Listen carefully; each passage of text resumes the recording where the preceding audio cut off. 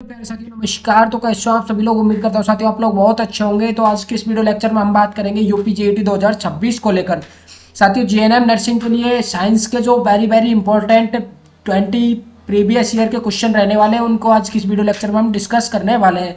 साथियों अब तैयारी जीत की होने वाली है। आपने अभी तक हमारा DV pro education application Play Store से डाउनलोड नहीं किया है तो आप प्ले स्टोर पर जाकर हमारा एप्लीकेशन डाउनलोड कर लीजिए। आपको प्ले स्टोर पे एप्लीकेशन मिल जाएगा, वहाँ पे आप फ्री टेस्ट भी दे सकते हो। इसके साथ में आपको वहाँ पे फ्री नोट्स प्लस में आपको क्लास की पीडीएफ भी वहाँ पे मिलने वाली है साथियों। ठीक है, तो बिना टाइम वेस्ट करते हो चलते हैं वीडियो की तरफ, करते हैं वीडियो को स्टार्ट। साथियों यूपी जेईटी 2026 वाले स्टूडेंट्स के लिए बहुत इंपॉर्टेंट क्वेश्चन आज के इस वीडियो लेक्चर में रहने वाला है। कल की वीडियो में हमने प्रीवियस में 20 प्रीवियस ईयर के क्वेश्चन डिस्कस कर लिए थे।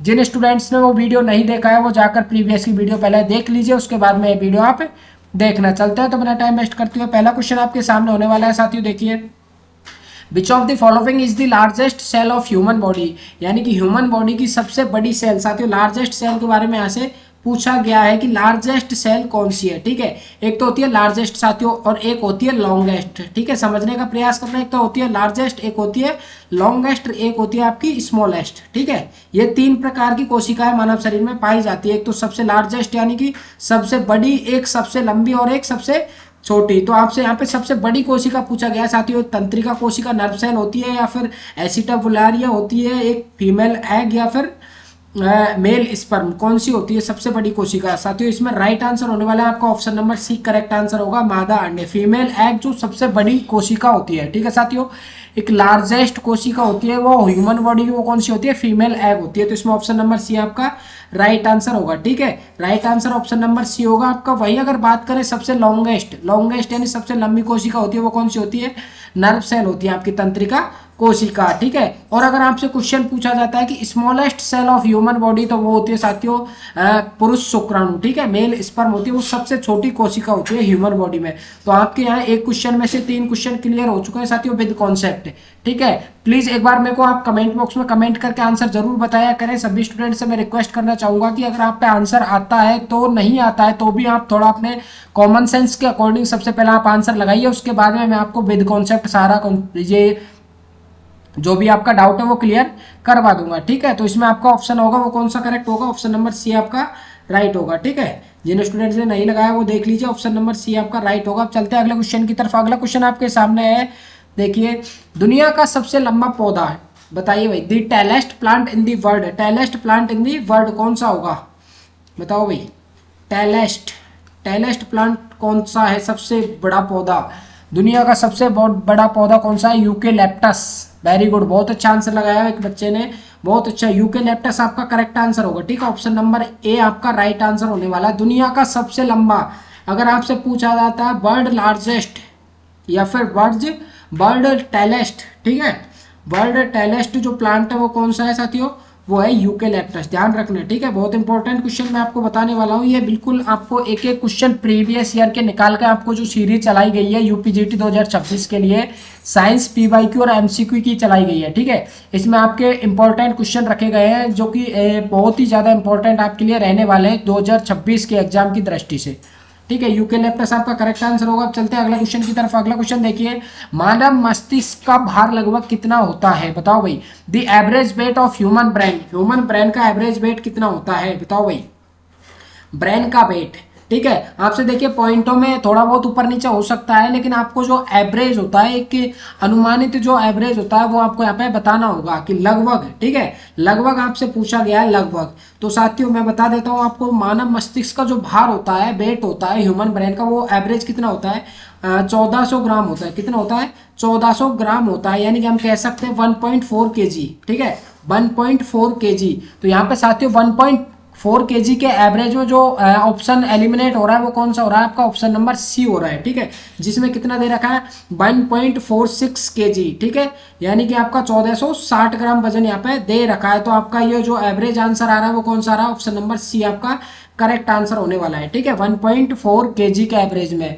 ऑप्शन नंबर सी आपका राइट आंसर है। इसी के साथ में मैं आपसे क्वेश्चन पूछना चाहूंगा इसी क्लास के बीच में कि जो ह्यूमन का जो हार्ट होता है उसका वजन कितना है, ये मेरे को आप कमेंट बॉक्स में कमेंट करके बताएंगे भाई। ठीक है, ह्यूमन हार्ट का एवरेज वजन कितना होता है वो आप मेरे को कमेंट बॉक्स में कमेंट करके बताएंगे। ठीक है, ब्रेन का मैंने बता दिया, ये क्वेश्चन आपके लिए दिया है मैंने कि ह्यूमन हार्ट का वजन कितना होता है। वहीं इसके साथ में चलते हैं साथियों अगले क्वेश्चन की तरफ। और इसी के साथ में मैं एक चीज आपसे कहना चाहूंगा साथियों, अगर चैनल पर नए हो तो चैनल को सब्सक्राइब कर लेना, बेल आइकन को प्रेस कर लेना ताकि आगे आने वाली हर वीडियो न्यूज नोटिफिकेशन सबसे पहले आपको मिल सके। क्योंकि डीबी प्रो एजुकेशन साथियों यूपीजीटी के लिए एकमात्र ऐसा संस्थान है जो आपको फ्री ऑफ कॉस्ट प्रिपरेशन करवाने वाला है। यहाँ तक कि आपको जो क्लास की पीडीएफ है वो भी एप्लीकेशन पर आपको फ्री में मिलने वाली है साथियों। ठीक है, तो जिन भी स्टूडेंट्स ने अभी तक हमारा dB pro education application Play store पर जाकर डाउनलोड नहीं किया है तो वो जाकर डाउनलोड कर ले ताकि वहां पर फ्री ऑफ कॉस्ट आपको टेस्ट सीरीज मिल सके। टेस्ट सीरीज के साथ में ही साथियों आपको वहां पे क्लास की पीडीएफ भी मिलने वाली है। ठीक है, क्लास की जो पीडीएफ है, रोज की जो क्लासेस होती है उसकी पीडीएफ और फ्री टेस्ट सीरीज आपको वहां पे मिलने वाली है। तो जिन भी स्टूडेंट्स ने एप्लीकेशन डाउनलोड नहीं किया वो गूगल प्ले स्टोर से जाकर एप्लीकेशन डाउनलोड कर लेना साथियों। ठीक है, अगर आपको कोई भी डाउट रहता है तो इस कॉर्नर में हमारे जो हेल्पलाइन नंबर दिए हुए हैं इन पे आप कॉन्टैक्ट कर सकते हो, व्हाट्सअप मैसेज कर सकते हो, कॉल भी आप कर सकते हो। हमारी जो हेल्पलाइन टीम है वो आपसे कॉन्टैक्ट कर लेगी। ठीक है साथियों, मैं एक बार नंबर और लिख देता हूँ आपको, 7877677460 हेल्पलाइन नंबर हमारे रहने वाले हैं। आपको कोई भी डाउट है तो आप कांटेक्ट कर सकते हो। ठीक है, और एक चीज और साथियों, आपने अभी तक आपकी अटेंडेंस दर्ज नहीं कराई है तो जिन भी स्टूडेंट्स ने वीडियो को लाइक नहीं किया है वो वीडियो को लाइक करके अपनी अटेंडेंस है वो दर्ज करवा दे साथियों। ठीक है, एक बार वीडियो को लाइक करके जरूर आगे बढ़ना साथियों। और इसी के साथ में देखते हैं fourth question, solar radiation is measured by. बताओ सौर विकिरण किसके द्वारा मापा जाता है भाई? सोलर रेडिएशन है उसको किसके द्वारा मापा जाता है? पहला ऑप्शन आपके सामने है पायरोमीटर, एस्ट्रोमीटर, बैरोमीटर या फिर आपका मानोमीटर। बताइए भाई क्या होगा राइट आंसर? सौर विकिरण को किसके द्वारा मापा जाता है? बताओ भाई, कमेंट बॉक्स में आंसर जरूर लगाना साथियों, क्या होगा इसका करेक्ट आंसर आपका? तो देखिए इसका राइट आंसर होगा साथियों वो होगा आपका पायरोमीटर। ठीक है, पायरोमीटर आपका करेक्ट आंसर होने वाला है, option number A. Option number A है वो आपका करेक्ट आंसर होने वाला है, पायरोमीटर। पायरोमीटर। ठीक है साथियों, सौर विकिरण को किसके द्वारा मापा जाता है? पायरोमीटर के द्वारा मापा जाता है। इसके साथ में मैं आपको कॉन्सेप्ट के साथ में एक्सप्लेनेशन दे देता हूं थोड़ा सा कि देखिए थर्मामीटर क्वेश्चन आता है साथियों, पूछा जाता है, कई एग्जाम्स में पूछा गया है ये कि थर्मामीटर को किसके यूज में लिया जाता है, किसको मापने के यूज में लिया जाता है? तो थर्मामीटर साथियों वो तापमान को मापने के लिए काम में लिया जाता है। ठीक है, एक तो ये आपका क्वेश्चन यहाँ से रेडी होता है कि थर्मामीटर क्या काम में लिया जाता है, तो तापमान को मापने के लिए थर्मामीटर काम में लिया जाता है। ठीक है, और पायरोमीटर की या फिर पायरोमीटर की हम बात करें तो ये किसको काम में लिया जाता है साथियों? ये आपकी सौर की जो विकिरण है, ठीक है, सोलर जो रेडिएशन है उनको मापने के लिए पायरोमीटर आपका काम में लिया जाता है। ठीक है, सौर विकिरण को मापने के लिए। वहीं अगला देखते हैं आपका बैरोमीटर। अगला ऑप्शन था आपका बैरोमीटर। बैरोमीटर साथियों वायुमंडलीय दबाव को मापने के लिए। ठीक है, वायुमंडलीय दबाव को मापने के लिए। देख सकते हो आप यहाँ पे थोड़ा सा कॉन्सेप्ट लगा के कि वायुमंडलीय, वैसे ही ये शुरू हो रहा है साथियों वायुमंडल। ठीक है, बी से स्टार्ट हो रहा है। वहीं बैरोमीटर की अगर हम बात करें तो वी से ही बैरोमीटर आपका स्टार्ट हो रहा है। ठीक है, तो दोनों का कॉम्बिनेशन बैठ रहा है साथियों, वायुमंडलीय दाब किससे?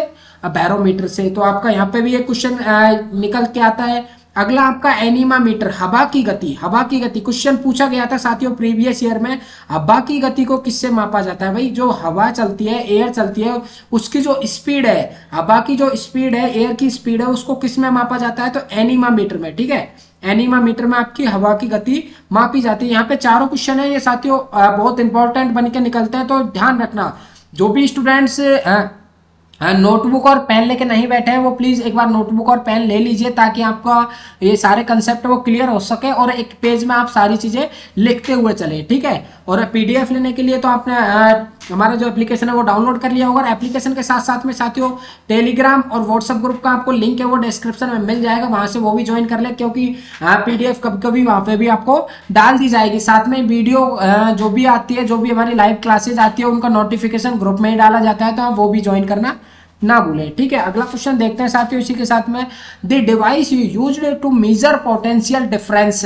बताइए साथियों, पोटेंशियल डिफरेंस होता है, विभवांतर होता है, विभवांतर को मापने के लिए कौन सी डिवाइस काम में ली जाती है? वोल्टमीटर होता है, गैल्वेनोमीटर होता है, एमीटर होता है या फिर पोटेंशियोमीटर होता है? बताइए भाई, पोटेंशियल डिफरेंस बताओ, पोटेंशियल डिफरेंस को मापने के लिए विभवांतर, ठीक है, हिंदी में बोला जाता है इसको विभवांतर। विभवांतर को मापने के लिए किसका यूज किया जाता है बताओ साथी?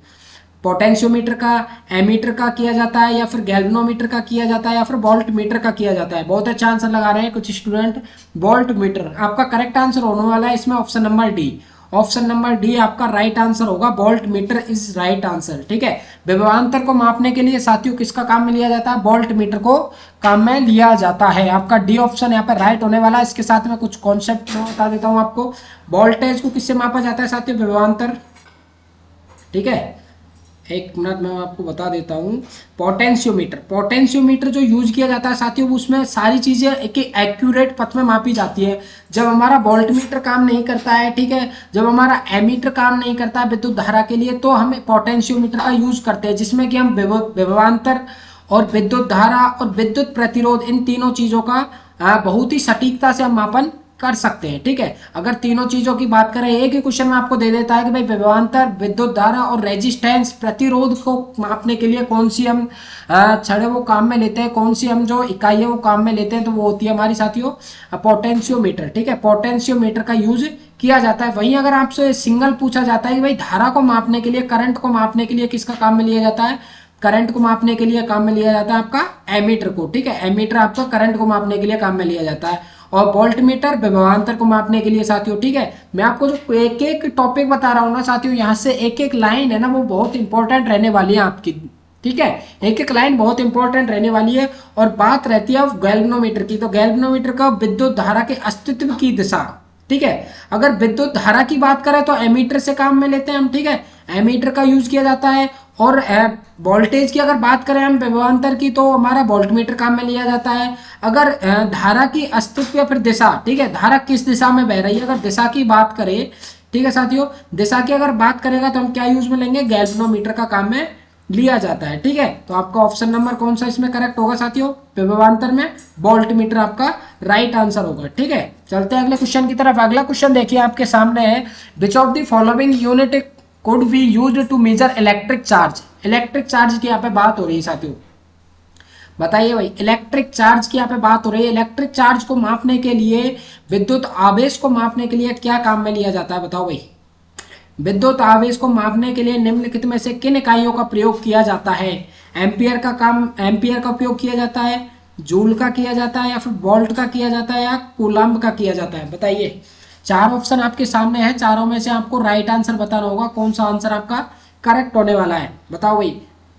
विद्युत आवेश साथियों, जो स्टूडेंट्स कमेंट बॉक्स में आंसर नहीं लगा रहे हैं, प्लीज कमेंट बॉक्स में आंसर लगाइए, इससे आपकी प्रिपरेशन का पता चलेगा। सभी स्टूडेंट्स मेरे को लास्ट में 20 क्वेश्चन में से कितने क्वेश्चन आपके करेक्ट निकल रहे हैं वो चीजें मेरे को बता के जाएंगे आप, ठीक है। 20 में से सर हमारे 10 राइट है या फिर 15 राइट है, कितने क्वेश्चन करेक्ट निकलते हैं वो जरूर बता के जाना आप कमेंट बॉक्स में, ठीक है।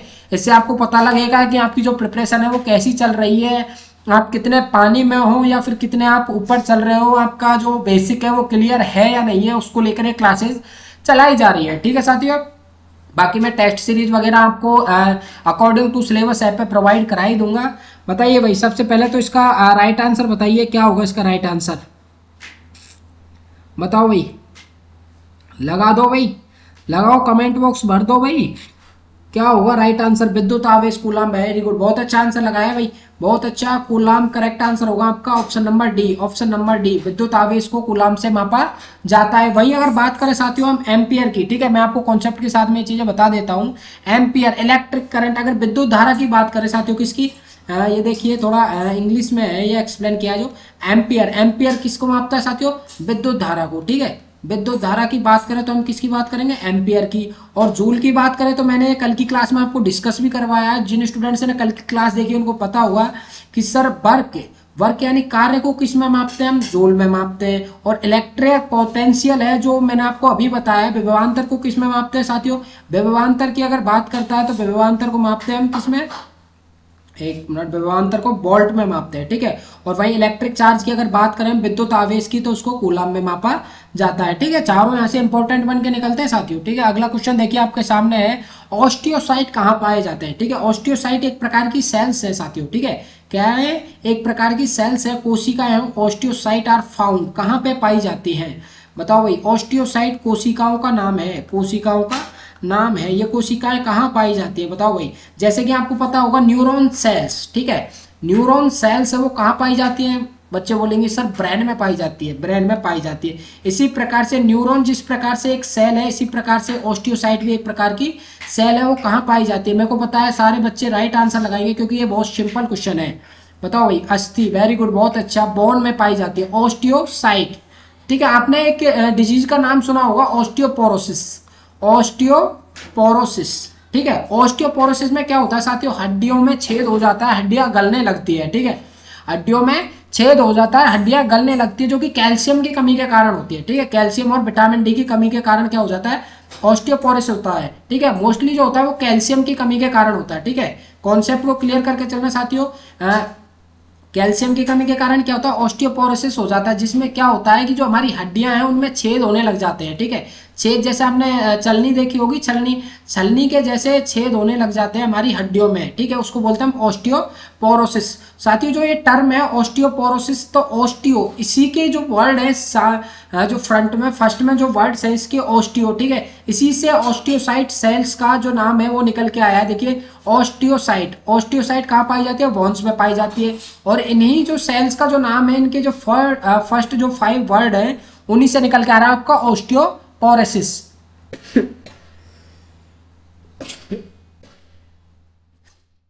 ठीक है, तो आपका राइट आंसर होगा वो होगा ऑप्शन नंबर ए।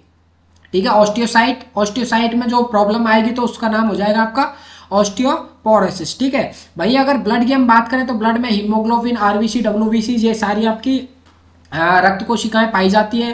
कार्टिलेज की बात करें तो साथियों कार्टिलेज क्या कहा जाता है कि सॉफ्ट बोन होती है। ठीक है, जैसे कि हम बात करते हैं बोन्स की, अस्थियों की, तो बोन्स होती है वो स्ट्रांग होती है साथियों, उनको फ्लेक्सिबल नहीं होती है। लेकिन कार्टिलेज बोन्स का ही दूसरा रूप होता है। जैसे कि आपको मैं क्वेश्चन पूछता हूँ यहाँ से, सबसे छोटी हड्डी, शरीर की सबसे छोटी हड्डी होती है वो कौन सी होती है, आप बता दोगे सर, स्टेफिस, जो कि कान में पाई जाती है। अब साथियों ये हड्डियां तो होती है, लेकिन ये बोन्स जितनी स्ट्रांग हमारी हैंड की और पैर की जो हमारी बोन्स होती है जितनी स्ट्रांग होती है उतनी ये आपकी कान की नहीं होती है, ये सॉफ्ट होती है। आप चाहो तो कान को पकड़ के देख सकते हो कि एकदम बिल्कुल फ्लेक्सिबल होती है, कान को हम कैसे भी मुड़ा सकते हैं, क्योंकि इनमें जो हड्डियों में कार्टिलेज पाया जाता है, जो कान की जो हड्डियां उनमें क्या पाया जाता है, कार्टिलेज पाया जाता है, इसलिए फ्लेक्सिबल होती है। ठीक है, वही हम लेंथ की बात करें तो प्लिया, ठीक है, जिसको ग्रेवयार्ड ऑफ आरबीसी डब्ल्यूबीसी कहा जाता है। ठीक है, अब चलते हैं अगले क्वेश्चन की तरफ। कवक के अध्ययन को क्या कहते हैं साथियों, बताओ। What do you call the study of fungi,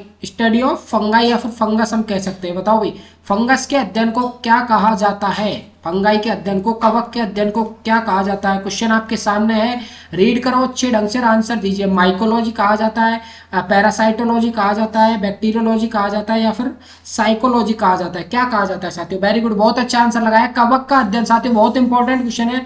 कवक का अध्ययन आपका माइकोलॉजी कहलाता है। क्या कहलाता है, माइकोलॉजी कहलाता है। कवक का अध्ययन आपका माइकोलॉजी कहलाता है। वहीं अगर पैरासाइट के अध्ययन की अगर हम बात करें, क्वेश्चन आ सकता है कि पैरासाइट का अध्ययन क्या कहलाता है साथियों। पैरासाइट का अध्ययन कहलाता है, वो कहलाता है आपका पैरासाइटोलॉजी। ठीक है, ये कल की क्लास में मैंने आपको बता दिया है। बैक्टीरिया का अध्ययन की अगर बात की जाती है, बैक्टीरिया का अध्ययन क्या कहलाता है, बैक्टीरियोलॉजी कहलाता है।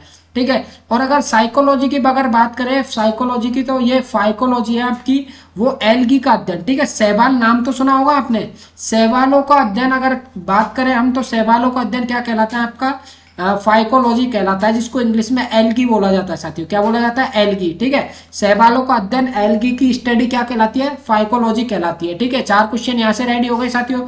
अब चलते हैं अगले क्वेश्चन की तरफ साथियों। क्लास में मजा आ रहा है या नहीं आ रहा है, एक बार मेरे को कमेंट बॉक्स में कमेंट करके बताइए, क्लास कैसी लग रही है। ठीक है, जरूर साथी कमेंट करके बताएं मेरे को क्लास कैसी चल रही है। अगला क्वेश्चन देखते हैं भाई। कवक का अध्ययन, देखिए मैंने थोड़ा आपको एक्सप्लेन भी कर दिया। कवक का अध्ययन माइकोलॉजी, ठीक है, शैवाल का अध्ययन साइकोलॉजी कहलाता है, बैक्टीरिया का अध्ययन बैक्टीरियोलॉजी कहलाता है। वहीं अगर पौधों की अगर बात करें हम, प्लांट्स का अध्ययन क्या कहलाता है, तो बॉटनी कहलाता है। ठीक है, वही जानवरों की या फिर मनुष्य की अगर हम बात करें तो किस में आ जाते हैं, सारे जूलॉजी में आ जाते हैं। ठीक है, तो ये कुछ 4-5 टर्म है, इसका आप स्क्रीनशॉट भी ले सकते हो, बाकी मैं आपको पीडीएफ प्रोवाइड करा दूंगा एप्लीकेशन पर। ठीक है, लिंक आपको डिस्क्रिप्शन में मिल जाएगा, एप्लीकेशन का, व्हाट्सएप ग्रुप का, टेलीग्राम ग्रुप का, सारा आपको डिस्क्रिप्शन में लिंक मिल जाएगा। एप्लीकेशन का भी लिंक आपको डिस्क्रिप्शन में मिल जाएगा, तो जाकर जल्दी से डाउनलोड कर लेना, ठीक है, ग्रुप्स में भी जुड़ना ना भूले। अगला क्वेश्चन देखते हैं, fern belong to which division of plants, fern किस वर्ग में आते हैं बताइए भाई, फर्न जो होते हैं वो किस वर्ग में आते हैं बताइए। आपके सामने है जिम्नोस्पर्म हो गया, एंजियोस्पर्म हो गया, थैलेओफाइटा हो गया या फिर टेरिडोफाइटा हो गया, किस में आते हैं भाई फर्न।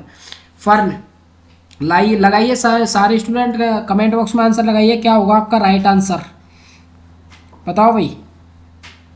वेरी गुड, बहुत अच्छा, टेरिडोफाइटा करेक्ट आंसर लगाया बच्चों ने, टेरिडोफाइटा आपका राइट आंसर होने वाला है। Fern belong to which division of plant, तो फर्न है साथी वो टेरिडोफाइटा में आते हैं, ठीक है, इसमें पी साइलेंट रहता है, टेरिडोफाइटा।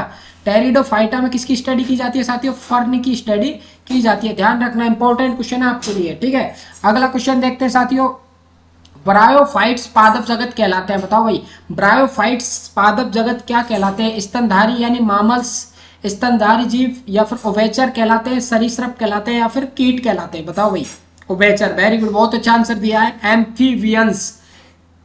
साथियों इंग्लिश के जो टर्म है उनको जरूर आप साथ में लेके चले, मैंने आपको देखिए कॉम्बो में ये सारी लैंग्वेज इसलिए प्रोवाइड कराई है, बहुत से बच्चे बोल रहे थे सर ओनली फॉर हिंदी में करवाइए, मैंने आपको इसलिए करवाई है ताकि आपकी इंग्लिश है वो स्ट्रांग हो सके, क्योंकि आप नर्सिंग करने के लिए जा रहे हो तो नर्सिंग में आपको प्योर इंग्लिश की जरूरत पड़ेगी, अभी नहीं तो जीएनएम में देखिए, अभी तो जीएनएम में नहीं पड़ेगी, लेकिन आपको आगे चल के प्योर इंग्लिश की जरूरत पड़ेगी, क्योंकि आप मेडिकल डिपार्टमेंट में हो तो आपको सारी टर्मिनोलॉजी है वो याद होनी चाहिए, तो आप इंग्लिश पे जरूर थोड़ा सा फोकस करके चलिए। इसमें राइट आंसर होगा ऑप्शन नंबर बी होगा, एम्फीबियंस, ठीक है।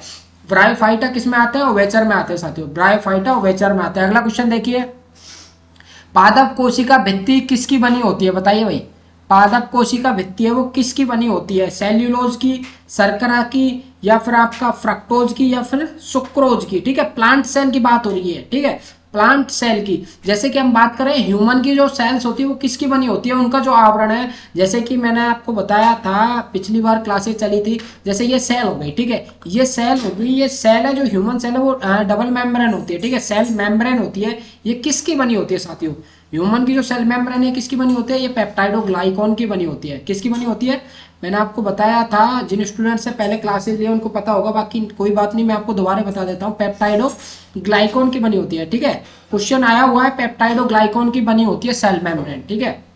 लेकिन अब यहाँ पे बात ह्यूमन की ना करके किसकी बात हो रही है, यहाँ पे प्लांट्स की बात हो रही है, तो प्लांट्स की जो सेल है वो किसकी बनी होती है साथियों, सेल्यूलोज की बनी होती है। वेरी गुड, बहुत अच्छा आंसर आ रहे हैं भाई, सेल्यूलोज आपका राइट आंसर होने वाला है, सेल्यूलोज आपका करेक्ट आंसर होगा, क्योंकि पादप कोशिका जो प्लांट सेल है वो किसकी बनी होती है साथियों, सेल्यूलोज की बनी होती है, ठीक है। चलते हैं अगला क्वेश्चन की तरफ साथियों। अगला क्वेश्चन देखिए, आपका अगला क्वेश्चन आपके सामने होने वाला है भाई, उससे पहले मैं देख के आपको एक चीज बता देता हूँ, you can find me here, आप हमें इधर भी देख सकते हैं भाई, थोड़ी नजर इधर भी मार लेना, क्योंकि देखिए टेलीग्राम हो गया आपका, इंस्टा हो गया, व्हाट्सअप हो गया, जीमेल और यूट्यूब, ठीक है, मैंने आपको सारी चीजें एक बार में एक्सप्लेन करके बता दिए हैं। यूट्यूब सारा आपको मिलेगा वो डीवी प्रो एजुकेशन के नाम से मिलेगा, जिसमें कि आपको कोई भी इंक्वायरी करनी है तो हमारी जो ईमेल यहाँ पे मेंशन की हुई है dvproeducation@gmail.com, इस पे आप मेल कर सकते हो, कोई भी अगर क्वेरी है आपकी तो, ठीक है। हेल्पलाइन नंबर आपको यहाँ पे मेंशन कर रखे हैं, अगर कोई भी डाउट है आप हमें व्हाट्सअप मैसेज कर सकते हो, कॉल कर सकते हो, ठीक है। अभी तक चैनल के साथ में नहीं जुड़े हो तो चैनल के साथ में जुड़ जाइए और अपनी अटेंडेंस जरूर दर्ज करवा देना साथियों, लाइक करके वीडियो को, ठीक है। अभी तक जिन स्टूडेंट्स ने वीडियो को लाइक नहीं किया प्लीज एक बार वीडियो को लाइक करके ही आगे बढ़े। अगला क्वेश्चन इसी के साथ में देखते हैं, from which part of opium plant we get morphine, यानी मॉर्फिन साथियों को किस भाग से निकाला जाता है अफीम के, बताओ। अफीम का पौधा नाम सुना होगा साथियों, अफीम, जो कि एक कैप्सूल होता है, अनराइप कैप्सूल होता है, कच्चा एक कैप्सूल होता है साथियों, कैसा होता है, कच्चा कैप्सूल होता है, ठीक है। इसके किस प्लांट से आपको किस पार्ट से आपको जो ओपियम है, अफीम है वो प्राप्त होता है, बताइए साथियों,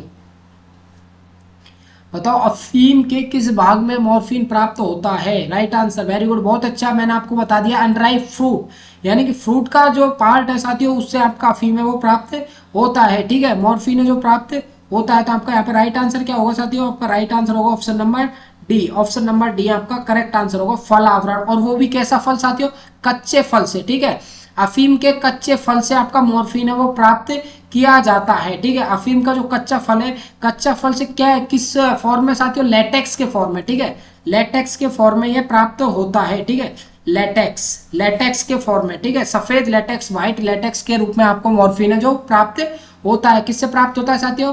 अफीम से प्राप्त होता है, ठीक है, ओपियम से प्राप्त होता है। ओपियम से आपका मॉर्फिन प्राप्त होता है। किस फॉर्म में प्राप्त होता है साथियों? लेटेक्स की फॉर्म में प्राप्त होता है। कलर कैसा है पूछे तो व्हाइट, ठीक है। और किस पार्ट से प्राप्त होता है? तो फ्रूट से प्राप्त होता है, ठीक है। ऐसे कई क्वेश्चन आपके निकल के चलते हैं। बाकी चलते हैं अगले क्वेश्चन की तरफ साथियों। Bark of this tree is used as a condiment। किस पेड़ की छाल का उपयोग मसाले के रूप में किया जाता है साथियों? आपने गरम मसाला नाम सुना होगा साथियों, जैसे कि हम किचन में यूज भी करते हैं। किचन में जो जिनको बोला जाता है साबुत मसाला, तो इसमें कौन सी छाल है वो यूज होती है साथियों, बताइए।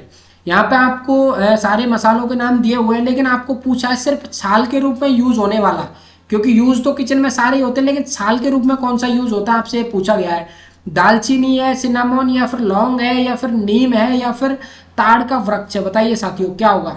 अब देखिए, नीम की छाल हम बिल्कुल काम में नहीं लेते साथियों, यूज्ड एज कॉन्डिमेंट, यानी मसाले के रूप में हम नीम का काम बिल्कुल नहीं लेते साथियों। तो आपका यहाँ पे ऑप्शन एलिमिनेट करके ऑप्शन नंबर सी गलत हो गया, ठीक है। वही लौंग की अगर बात करें तो लौंग्स में साथियों फ्रूट्स काम में लिए जाते हैं। लौंग का जो पार्ट यूज होता है वो कौन सा यूज होता है साथियों? फ्रूट्स यूज होता है, ठीक है। लौंग का आपने कभी छाल काम में लिया क्या? बार्क, बार्क जैसे कि नीम का जो छाल होती है ना नीम की, वो कभी काम में लिया आपने? नहीं ली, ठीक है साथियों। मसाले के रूप में। वही अगर लौंग की अगर बात करें, लौंग में फ्रूट यूज होता है, ना कि छाल यूज होता है, ठीक है। वही ताड़ का वृक्ष, इसमें भी आपकी छाल यूज नहीं होती है, तो वो होती है आपकी दालचीनी में, ठीक है। आपका ऑप्शन नंबर ए है वो राइट आंसर होगा, सिन्नामोन, सिन्नामोन, ठीक है, सिन्नामोन। और एक और आपने नाम सुना होगा सिनकोना, सिनकोना जो कि मलेरिया के ट्रीटमेंट में काम आने वाला प्लांट है, सिनकोना, ठीक है। सिनकोना का वृक्ष, ठीक है, कोनैन का पौधा साथियों, सिनकोना। सिनकोना नाम सुना होगा, एंटी मलेरियल ड्रग्स में आता है। जब किसी भी पेशेंट को मलेरिया हो जाता है तो उसको सिनकोना के जो भी एक्सीपिएंट है, जो भी एक्सट्रैक्ट है, जैसे क्यूनिन हो गया, क्यूनिडीन हो गया, ये सारी ड्रग्स कहाँ से निकल के आती है? सिनकोना से निकल के आती है, इसीलिए इसको एंटी मलेरियल प्लांट भी कहा जाता है, ठीक है। सिनकोना अलग चीज है साथियों, और सिन्नामोन अलग चीज है, ठीक है, ध्यान रखना। सिन्नामोन, ठीक है, इसको आप ऐसे याद रख सकते हो, सिन्नामोन। यानी कि मोना कहाँ काम कर रही है साथियों? किचन में काम कर रही है। तो मोन जहाँ पे आ जाता है तो वहां पे आपको ध्यान रखना है क्या है, एक मसाला है, ठीक है। और सिनकोना, ठीक है, ये सिनकोना कोना, ठीक है, सिनकोना ये मलेरिया वाला प्लांट है, ठीक है, ध्यान रखना। अगला क्वेश्चन चलता है आपका 14 नंबर का क्वेश्चन है आपका साथियों। Cellulose is an example of which kind of nutrient, ठीक है, मैंने आपको अभी बताया प्लांट सेल में पाया जाता है वो सेल्यूलोज पाया जाता है। ये किस प्रकार का न्यूट्रिएंट है वो आपसे यहाँ पे पूछा गया साथियों, किस प्रकार का पोषक तत्व का उदाहरण है। चारों ऑप्शन आपके सामने है, बताइए राइट आंसर इसमें क्या होगा? फैट, वसा, या फिर कार्बोहाइड्रेट, या फिर प्रोटीन, बताओ भाई। प्रोटीन होगा या फिर विटामिन होगा? आपका करेक्ट आंसर क्या होगा इसमें, बताओ भाई। सेल्यूलोज, सेल्यूलोज, बहुत अच्छा आंसर दे रहे हैं, वेरी गुड। कार्बोहाइड्रेट, बहुत अच्छा। सेल्यूलोज एक प्रकार का कैसा है साथियों? कार्बोहाइड्रेट है, ठीक है, कैसा है? कार्बोहाइड्रेट है, कार्बोहाइड्रेट है, वेरी गुड, बहुत अच्छा आंसर लगाया है। सेल्यूलोज एक प्रकार का कार्बोहाइड्रेट है, ना तो ये वसा है, ना ये प्रोटीन है, ना ये विटामिन है, ठीक है, बहुत अच्छा, कार्बोहाइड्रेट है एक प्रकार का सेल्यूलोज। अगला क्वेश्चन देखते हैं। The smallest flowering plant is a, बताओ भाई, सबसे छोटा फूल का पौधा, सबसे छोटा, स्मॉलेस्ट। एक क्वेश्चन आया था अभी, सबसे बड़ा पौधा, विश्व का सबसे बड़ा पौधा वो कौन सा है? यूकेलिप्टस, ठीक है, मैंने आपको अभी बताया यूकेलिप्टस, यूकेलिप्टस सबसे बड़ा पौधा साथियों। लेकिन यहाँ पे क्या पूछा? सबसे छोटा फूल वाला पौधा कौन सा है? बॉल्फिया, लेम्मा, या फिर एजोला, या फिर फीकस, कौन सा होगा राइट आंसर, बताओ भाई। बॉल्फिया, लेम्मा, एजोला, या फिर फीकस, वेरी गुड। बॉल्फिया सबसे छोटा प्लांट है साथियों। बॉल्फिया कैसा प्लांट है? एक सबसे छोटा प्लांट है जो भी फूल वाला, सबसे छोटा फूल वाला प्लांट अगर आपसे पूछता है फूल वाला प्लांट, तो वो हो जाएगा आपका बॉल्फिया, ठीक है, ध्यान रखना साथियों, बॉल्फिया। बॉल्फिया आपका राइट आंसर होगा, ऑप्शन नंबर 1, ठीक है, ऑप्शन नंबर 1 आपका करेक्ट आंसर होने वाला है, बॉल्फिया, ठीक है। इस क्लास की पीडीएफ आपको टेलीग्राम ग्रुप पे डाल दी जाएगी भाई, ठीक है, टेलीग्राम ग्रुप के साथ में आपको एप्लीकेशन पे भी डाल दी जाएगी। अगर टेलीग्राम पे नहीं आती है तो एप्लीकेशन पे आपको 100% मिल जाएगी, तो एप्लीकेशन को डाउनलोड करना ना भूलें। अगला क्वेश्चन देखिए साथियों, गुब्बारे में भरी जाने वाली सबसे हल्की गैस कौन सी है? ये तो सर बचपन से पढ़ते आ रहे हैं सर, ये क्वेश्चन तो बहुत सिंपल है, बताइए भाई कौन कौन इसका करेक्ट आंसर देता है, देखते हैं अब की बार। सबसे हल्की गैस जो कि बलून्स में फिल की जाती है कौन सी गैस है साथियों? हाइड्रोजन है, बताओ भाई, हाइड्रोजन है, नाइट्रोजन है, हीलियम है, या फिर ऑक्सीजन है? चार ऑप्शन आपके सामने है, कौन सी गैस है साथियों, बताओ कौन सी गैस है जो कि सबसे हल्की गैस है? बताओ भाई, हीलियम, वेरी गुड, बहुत अच्छा आंसर है helium.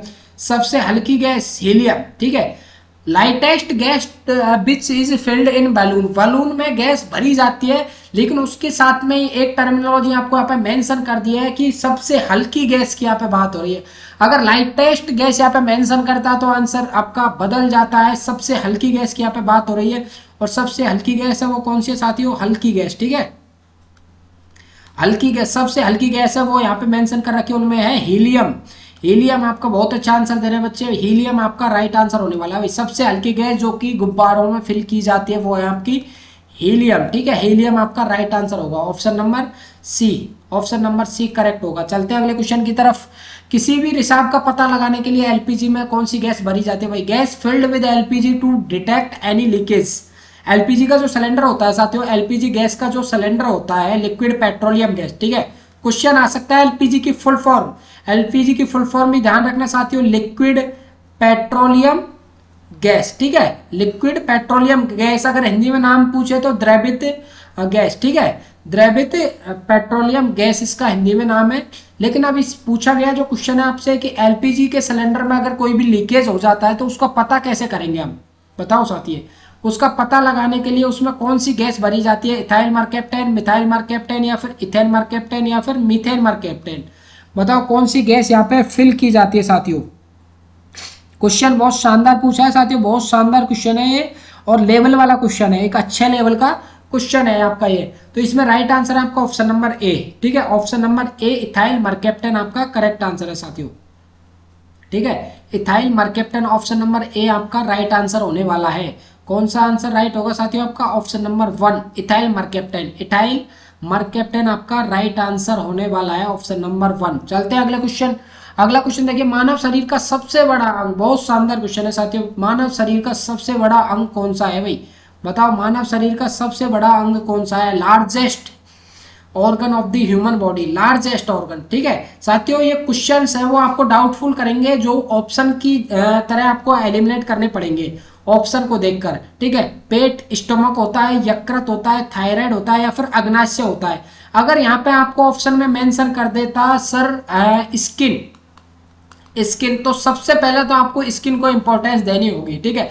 Largest organ of the human body वो है आपका स्किन, लेकिन स्किन नहीं देकर आपको इंटरनल ऑर्गन की भी कभी कभी बात कर ली जाती है। तो इंटरनल ऑर्गन की अगर बात करें हम, आंतरिक, आंतरिक की अगर बात करें तो वो होता है आपका यकृत, ठीक है। क्वेश्चन कैसे भी पूछ ले साथियों, हमें बिल्कुल एक तरह से ऐसा प्रिपेयर होना है, इतना स्ट्रांग बनना है कि क्वेश्चन कैसे भी पूछ ले हम पेपर फोड़ के आए, ठीक है, ना कि फूट के आए, ठीक है। तो लार्जेस्ट ऑर्गन अगर आपसे एक्सटर्नल पूछता है, बाहरी, ठीक है, बाहरी अगर आपसे ऑर्गन पूछता है, या फिर डायरेक्टली आपसे पूछता है सबसे बड़ा अंग, ठीक है, और उसमें आपको ऑप्शन दे रखा है स्किन, और अगर पूछ रहा है सबसे बाहरी सबसे बड़ा अंग तो भी आपका स्किन। लेकिन क्वेश्चन अगर कई बार पूछ लेता है कि आंतरिक, ठीक है, आंतरिक सबसे बड़ा अंग कौन सा है, तो वो हो जाता है आपका यकृत। कौन सा हो जाता है साथियों, यकृत। यकृत आंतरिक सबसे बड़ा ऑर्गन है। और अगर क्वेश्चन आपको डायरेक्टली पूछता है, जैसे कि यहाँ पे पूछा हुआ है मानव शरीर का सबसे बड़ा अंग और जिसमें कि स्किन नहीं है, तो आपको इंपॉर्टेंस देनी है, वो किसको देनी है साथियों, यकृत को देनी है, ठीक है, यकृत को देनी है। यानी कि ऑप्शन नंबर बी है आपका, वो राइट आंसर होगा साथियों, ठीक है, ऑप्शन नंबर बी राइट होगा। अगला क्वेश्चन देखते हैं, सेकंड लास्ट क्वेश्चन होने वाला है आज की इस क्लास का। निम्नलिखित में से कौन सा मानव शरीर का सबसे बड़ी कोशिका है। क्वेश्चन पहले भी आ चुका है साथियों, मैंने आपको बताया है कि सबसे पहले तो आपको इंपॉर्टेंस देनी होगी, वो फीमेल एग्स को देनी होगी, ठीक है, फीमेल एग्स को सबसे बड़ी। और सबसे लॉन्गेस्ट अगर आपसे पूछता है तो आपको नर्व सेल बताना होगा, लेकिन यहाँ पे फीमेल एग ना देकर नर्व सेल ही सिर्फ मेंशन कर रखा है, तो आपका करेक्ट आंसर होगा ऑप्शन नंबर ए, ठीक है, नर्व सेल। सबसे बड़ी कोशिका कौन सी है, नर्व सेल। अगर इसके साथ में आपको फीमेल एग भी मेंशन कर देता, मादा अंडे, तो आपको मादा अंडा सबसे पहले राइट आंसर लगाना होता। लेकिन यहाँ पे फीमेल एग ना देकर तंत्रिका कोशिका नर्व सेल मेंशन किया है, तो आपका करेक्ट आंसर कौन सा होगा, ऑप्शन नंबर ए, ठीक है। सबसे बड़ी, सबसे छोटी कोशिका मैंने आपको बता दिया है, एक बार कमेंट बॉक्स में कमेंट करके बताना भाई कौन सी बताइए। किन किन स्टूडेंट्स ने क्लास देखी है वो बिल्कुल फोकस होकर देखिए, बताओ भाई सबसे छोटी कोशिका, बताओ भाई कमेंट बॉक्स में, ठीक है। ये क्वेश्चन आपके लिए। अगला क्वेश्चन देखते हैं साथियों, लास्ट एंड फाइनल, मानव पुरुष में सबसे छोटी कोशिका कौन सी होती है, बताओ भाई। यही क्वेश्चन है जो आपको मैं होमवर्क के लिए दे रहा हूं भाई, होमवर्क के लिए इसका आंसर आप मेरे को कमेंट बॉक्स में कमेंट करके बताएंगे। और ये क्वेश्चन मैंने काफी बार आपको समझा भी दिया है। नर्व सेल होती है या फिर आपकी लाल रक्त कोशिका आरबीसी, डब्ल्यूबीसी या फिर स्पर्म शुक्राणु होते हैं, बताओ भाई। इसका आप कमेंट बॉक्स में आंसर लगाएंगे क्या होगा राइट आंसर, ठीक है। इसी के साथ में करते हैं वीडियो को स्टॉप साथियों। वीडियो कैसी लगी एक बार मेरे को कमेंट बॉक्स में कमेंट करके जरूर बताना साथियों। और आपने अभी तक टेलीग्राम और व्हाट्सएप ग्रुप हमारा ज्वाइन नहीं किया तो डिस्क्रिप्शन में लिंक मिल जाएगा, वहां से ज्वाइन कर सकते हो। अगर कोई भी डाउट रहता है आपका तो हेल्पलाइन नंबर आपको मेंशन कर रखे हैं, इन पे कॉल करके व्हाट्सएप मैसेज करके यहाँ पे पूछ सकते हो साथियों। और इसी के साथ में एप्लीकेशन को डाउनलोड करना ना भूले साथियों, क्योंकि आपको क्लास की पीडीएफ एप्लीकेशन पर ही मिलने वाली है, ठीक है। तो एप्लीकेशन को डाउनलोड करना ना भूले। जिन स्टूडेंट्स ने अभी तक वीडियो को लाइक नहीं किया प्लीज एक बार वीडियो को लाइक करके अपने दोस्तों के पास में शेयर कर दें, ताकि फ्री क्लासेस का फायदा आपके दोस्त भी उठा सके, ठीक है। वीडियो को एक बार ज्यादा से ज्यादा शेयर करना, बाकी करते हैं वीडियो को stop. Thank you so much everyone, मिलते हैं आपकी नेक्स्ट वीडियो में, तब तक के लिए बने रहना डीवी प्रो एजुकेशन के साथ में। जय हिंद जय भारत साथियों।